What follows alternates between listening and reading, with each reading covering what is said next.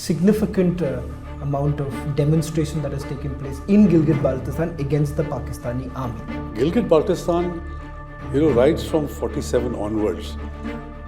Status is still not known. It is not a part of the territories of Pakistan. Yet Pakistan taxes them. Pakistan sort of dominates and rules over them. Can we merge Gilgit-Baltistan into Pakistan as a fifth province? You can't do it. Perhaps the Pakistanis need to understand things are really changing for them and it could go just completely out of hand for them. 62, Kissinger had visited Pakistan when he was a professor. And somebody asked him, what do you have to say about the Balochistan situation? He said, I won't know the Balochistan situation even if it hit me on the face.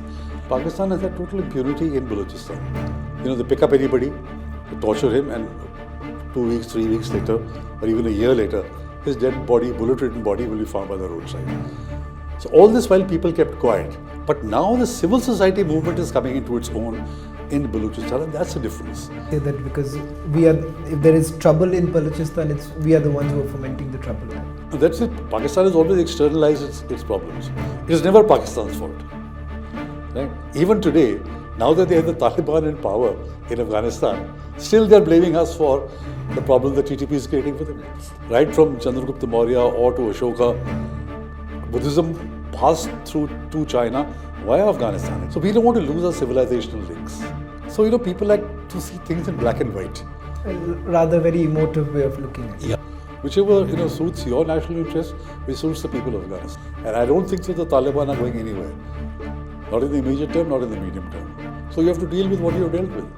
We've had a very engaging conversation in the first part, largely looking at what's really happening within Pakistan and the ramifications that an unstable Pakistan has on us. But one cannot ignore what's really happening in Balochistan right now, and of course with Afghanistan. And can the Pakistanis really handle the Baloch issue? I'll come now to the part where I'm very interested, and that is, I don't have to plug in your book because that requires no recommendation from anyone. But this, ladies and gentlemen, I would say something that it's my weekend read, which is about Balochistan. Two things that I found very striking, and this was during when I was speaking to a few people from Gilgit-Baltistan also, was the fact that there's been a major uprising over the last 1 year, if you see, starting from perhaps a little after 2022 December, and that entire year. Significant amount of demonstration that has taken place in Gilgit-Baltistan against the Pakistani army, one. Second, which I found very interesting, which from the strategic point of view, you have a lot of Balochis who are now up in arms with the long march that we witnessed all the way to Islamabad, and the fact that they were detained. It talks about the disappearances that have taken place. These are two very significant, I would say, Mr. Devasher, from my very limited understanding. How do you really look at these two events that have taken place in two contentious places? So let's separate the two. Gilgit-Baltistan, rights from 47 onwards. As I mentioned earlier, the forcible sort of accession and all that has happened. Status is still not known. It is not a part of the territories of Pakistan. Yet Pakistan taxes them. Pakistan sort of dominates and rules over them. So there has been a movement for a long time that, what is our status? What are we? And Pakistan has not clarified that because they know or they fear. The Chinese have been impressing upon them. Look, we are investing, the corridor is passing through Gilgit-Baltistan, so why don't you make it into a fifth province? They have set up 2 or 3 committees over the years, over the decades, that can we merge Gilgit-Baltistan into Pakistan as a fifth province? And every time the decision has been, or the recommendation has been, you can't do it. Because if you do, your status of the UN resolutions on J&K, you will be violating that. And your locus standi on the Kashmir issue will be seriously eroded. Otherwise, if they could, they would easily have done it. So they haven't done it. So people are dissatisfied. Then when the people of Gilgit see the development of the Indian part of Kashmir, similarly the people in Pakistan occupied, what we call... The Nara is also ki Kargil ke dwar, they open the doors to Kargil. Yeah. Not only that, you see, all these 70 years, there is no direct connection from POK to Gilgit, from Muzaffarabad to Gilgit. People of Gilgit, if they want to go, have to go to Islamabad and go to Muzaffarabad. They have kept Gilgit Balochistan is separate from Azad Kashmir, so-called Azad Kashmir. They don't want the two people to come together. They're so insecure. And so this unrest is growing in Gilgit-Baltistan. There's a question of food riots because they had promised subsidized wheat. They withdrew the subsidies. So there's a lot of issues because of Gilgit. Now, Balochistan is a historical insurgency. This is the fifth insurgency. In 1948, soon after the forcible accession of Kalat, the princes, the Kalats, his brother broke out, Khan of Kalat's brother broke out in rebellion. And then there was in 48, there was in 58, there was in 62, 70s again under Bhutto. And this current insurgency is going on since 2005.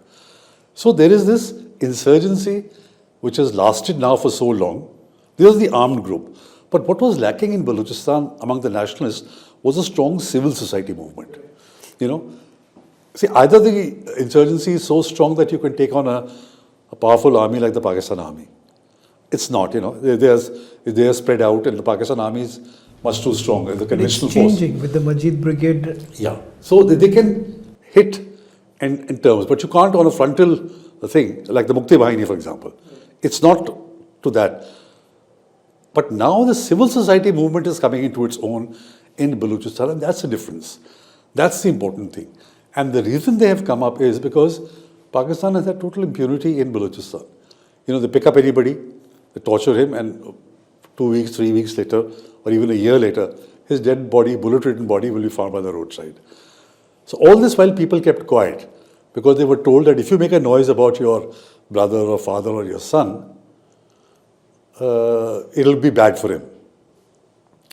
Now that fear is gone, this is the important thing that happened amongst the Baloch. As they said in the demonstration in Islamabad, a woman who's waiting for a husband for the last 14 years, who does not know if she's a widow or she's married. So what more can you frighten us? Or kitna daraoge? So should the Pakistanis be extremely worried right now because this is no longer the same? Yes. So you see, once revolutions happen, when the fear goes, where the mind is without fear, So that is what has happened in this movement. And in Marang Baloch, Dr. Marang Baloch, they were a very strong and powerful leader, very articulate, totally unafraid, and who's articulating the issues. And suddenly all the Baloch have realized. Similar thing has happened with the Pashtuns. There you have the Pashtun Tahaffuz movement, Manzoor Pashtun. This started off because one Baloch boy, Pashtun boy was killed in an encountered killing in Karachi with the Pashtun Long March. So since there also they have broken the barriers of fear, of tribal differences, of women. Pashtun women, like Baloch women, are very, very conservative. But they have also come to the forefront. In the case of the Baloch, because there are no men left in their houses. The sons, the brothers and the fathers have all been taken away. So who is going to protest? So you find the entire movement is led by women. So both among the Baloch and among the Pashtuns, the fear has gone, the women have come to the forefront, and they are protesting for their rights. Pakistan army can't deal with that. You see, like in the case of East Pakistan or Bangladesh, if somebody picks up the gun, the Pakistan army will go after it. But when somebody asks for the constitutional rights, like what Sheikh Mujibur Rahman was asking for, they don't know how to handle it. But herein comes also the stories of valor, and I think so. You make a mention of all of this in the book. But I want you to recount a few stories of sacrifice and the way the Balochis are very different than what we think them to be, and why perhaps the Pakistanis need to understand things are really changing for them, and it could go just completely out of hand for them. Yeah. So, my favorite story among the Baloch is the 58 rebellion, which was led by an 80-year-old man, Noroz Khan Zaraksai. So he went to the mountains along with his supporters, and they resisted the Pakistan army for many months. Finally, the Pakistan army sent word, the sword on the Quran, that you come down, stop your insurgency, we'll give you free passage. But like what they'd done in 48 with Abdul Karim, the Khan's brother, when they came down from the mountains, they broke their word on the Quran. They arrested these guys, court-martialed them, and sentenced him to death. They hung about 11 of his supporters who were with him. They spared his life because he was 80 years old. And then when they had been hung, and bodies were lying on the floor, so one army guy asks this 80-year-old man, who's your son? So this 80-year-old man looks at the bodies and says, they're all my sons. They're all my sons. And then because one of the persons who was hanged, his moustache had come down, so he bent down and very softly raised his moustache and said, son, even in defeat or even in death, don't let the enemy think that you have despaired, even for a moment. Now, that is the Baloch. That is the toughness of the Baloch. And the reason they are doing it, unlike the religious insurgencies, is not because they're looking for Jannat. They're doing it for the protection of their homeland, doing it to preserve what it means to be a Baloch, and to ensure that they don't become a minority in their own homeland. That's the motivation that they have. It's not a religious motivation, because the Baloch are a secular people. They are conservative, but they are a secular people. And the attack that took place in Gwadar, is there a message to the Chinese? Yeah, they've been opposing Chinese. This is not the first time they've attacked the Chinese. In Karachi, they've done it in the bus. You see, one thing that the Baloch didn't do was suicide bombers. That has now changed. They have now adopted suicide bombing. So many of these attacks are either suicidal attacks or people have blown themselves up. This Majid Brigade that you mentioned of, that's a change of tactics. Then the reason is that they have also had a tie-up with the TTP, some of the Baloch groups. And they've managed to get the weapons left behind by the Americans, thermal imaging, night vision scopes, better quality rifles. And therefore you find from a place like Kutch, for example, for almost 2 days, they held charge of that town. The army was not able to dislodge them because of better weaponry and better tactics. So gradually the momentum is increasing. The earlier insurgencies were by the tribal leaders, Murray, Bukti, Mengels. Now it is the middle class Baloch, who have doctors, engineers, who are educated. And they are doing it to create a democratic Balochistan, not a Balochistan which is dominated by the tribal sardars. And therefore their motivation is much more for the protection of their homeland. Also comes the role of the West vis-a-vis Balochistan and Pakistan. First, with regards to Balochistan, what I find it very surprising is that you wouldn't find much of a mention of Balochistan in any global forum. Why so? Because the US, for its own interest, is looking at Pakistan as a whole. In fact, it started off during the British time. In 1947, just before the creation of Pakistan, there was a meeting between the Khan of Kalat, Muhammad Ali Jinnah, and Lord Mountbatten, in which they agreed to Kalat's independence. This was signed on 11th of August, 1947, and also the standstill agreement was signed. The British were okay with Kalat's independence. By October, the British changed their mind because the Imperial Chiefs of Staff said that Pakistan is the most important piece of geography in the subcontinent, and our interests will be best protected by Pakistan. So there's a telegram on record from the Foreign and Commonwealth Office to the British High Commissioner in Karachi that tell Jinnah not to accept or to force the Khan of Kalat to accede to Pakistan. It is then that Jinnah changed his, earlier he agreed to independence, now he told the Khan, you better accede to Pakistan. And then when Khan said no,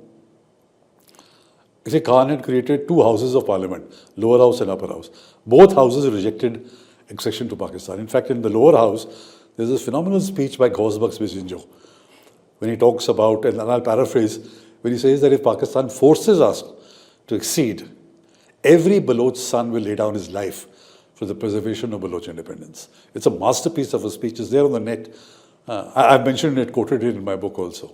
You have a very interesting quote of Henry Kissinger also as to on the West. Yeah. So first the British convinced Jinnah. 62, Kissinger had visited Pakistan when he was a professor. And somebody asked him, what do you have to say about the Balochistan situation? He said, I won't know the Balochistan situation even if it hit me on the face. And he got a dressing down from the State Department for having said that. So the US was interested in Pakistan as a whole. They were interested in not the breakaway of Balochistan.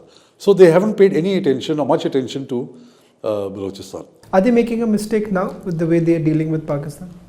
I think so. But you know, if you have to look at it from the American perspective. Their national interest, thrice in the past, they have found Pakistan geography to be of great relevance to them. Right. You know, against the Soviet Union, when they wanted to base U-2 planes in Peshawar, the famous Gary, what was his name? The one incident when a U-2 plane was shot down over the Soviet Union. Then when the Soviet Union invaded Afghanistan and they wanted to use Pakistan, and then in the war on terror. So the US has always felt that Pakistan is useful territorially. If you hive off chunks of Pakistan, then Pakistan will lose its relevance. But you never know, a black swan event. They've always been dependent on some country or the other. Yeah. So tomorrow, the US may find Balochistan itself more important if they have a problem with Iran. You know? And where do we stand vis-a-vis Balochistan? See, we are not contiguous to Balochistan. We don't have any land border or certainly human rights situation is something that we are concerned about. But other than that, you know, since we are part of the international relations system, international legal system, there's very little else that we can do except for. But you know, I think the Indian social media presence is so strong that people who are interested, you know, should follow Baloch groups, should follow Baloch leaders, and at least educate themselves on what is happening on Balochistan on the ground. And why? So that you're at least aware of it. You know, people have a far more informed opinion. Because the Pakistanis say that we are very interested for some other reason altogether. They say that because if there is trouble in Balochistan, we are the ones who are fomenting the trouble there. And that's it. Pakistan has always externalized its problems. It is never Pakistan's fault. Right? Even today, now that they have the Taliban in power in Afghanistan, still they're blaming us for the problem the TTP is creating for them. That's also another interesting development that has taken place with vis-a-vis Afghanistan and Pakistan, and of course us. First, as far as the Durand line is concerned, Taliban has come out in open saying that we do not recognize it. Pakistan seems to be in a complete dilemma right now, of course, pushing out the Pashtuns. What ramification does it really have with the war really escalating between Pakistan and Afghanistan? So I think, you know, for your viewers, the background of the Durand line is probably just a brief background of it. I won't go into the 1893 when the agreement was formed and what was the nature of the agreement. But even if you come after the Third Afghan War of 1919, the last treaty between British India and Afghanistan was the 1921 Treaty of Kabul. It had a very interesting clause. It said the treaty is valid for 3 years. And after 3 years, either the two contracting sides, that is Afghanistan and India, could denounce the treaty by giving 12 months' notice. When Pakistan was created, Afghanistan took the point of view that Pakistan is a new state. It's not the successor state of British India. And they refused to recognize it in UN. Later on, of course, they backtracked and they did recognize Pakistan. But Pakistan has not made sought any clarifications from Afghanistan in 1947 or thereafter about the status of their boundary. In 1949, Pakistani aircraft bombed areas inside Afghanistan. They were bombing in Pakistan, some tribal groups in Pakistan, but they also bombed in Afghanistan. Afghanistan called a Loya Jirga in 1949. And the Loya Jirga decided that we don't accept the Durand line, we don't accept the 1921 treaty, we don't accept the 1879 Treaty of Gandamak, and we recognize the issue of Pashtunistan. Since 1949, no Afghan government, whether it's a monarchy, whether it's a republic, whether it is the Mujahideen, the Taliban, Karzai, Ghani, Mujahideen, Taliban again, have recognized the Durand line because they say that this is the decision of the Loya Jirga. So today, the Taliban say Durand line is not there. There is no boundary, demarcated boundary. And in fact, the last boundary between Afghanistan and India is the Indo-Afghan boundary. If anything else, it's Indian. So they say that हम नहीं मानते. Pakistan says it's an international boundary. Now, Pakistan is a stronger country. Right? If it says this is the boundary, the story is over, but they are worried that the Afghans have never accepted it. And because they have not accepted it, Pakistan's policy has been since 1947 geared towards getting a friendly, weak and dependent government in Kabul who would not raise the issue of the Durand line again. So for 20 years they supported the Taliban to come back into power in Kabul. And when the Taliban did in 2021, they were rejoicing in Pakistan. And Imran Khan even said that Taliban have broken the shackles of slavery. A year down the road, or a year and a half down the road, that jubilation has turned to ashes. Because the Taliban have refused to recognize the Durand line. Right. They've uprooted parts of it. They say this doesn't exist. Pakistan wanted that they will restrain the TTP, Tehreek-e-Taliban Pakistan, if not defang them. And Taliban said, we can't do this. At best, we can bring you to the table. You talk to them. It's your issue. They are your citizens. Yeah, you talk to them. You get your ulamas to talk to them and see how best you can settle the issue. And the demands of the Taliban, TTP are such that Pakistan cannot accept them. So TTP has been carrying out devastating attacks in Pakistan. In fact, in 2023, 1,500 people died, of which there were over 500 security personnel. So an average of 44 army, paramilitary and police persons died in Pakistan over 12 months. 44 per month for 12 months. Can you imagine that level of attrition? And it has continued in the first quarter of 2024 also. Pakistan doesn't know how to deal with the TTP. The army is unable to deal with them. Their options are very limited. If they go into Afghanistan, the Taliban are going to react. And they will react through terrorism and suicide bombing. If they carry out an operation inside FATA, the people will not accept it. And without the US drone attacks, it's not going to be successful.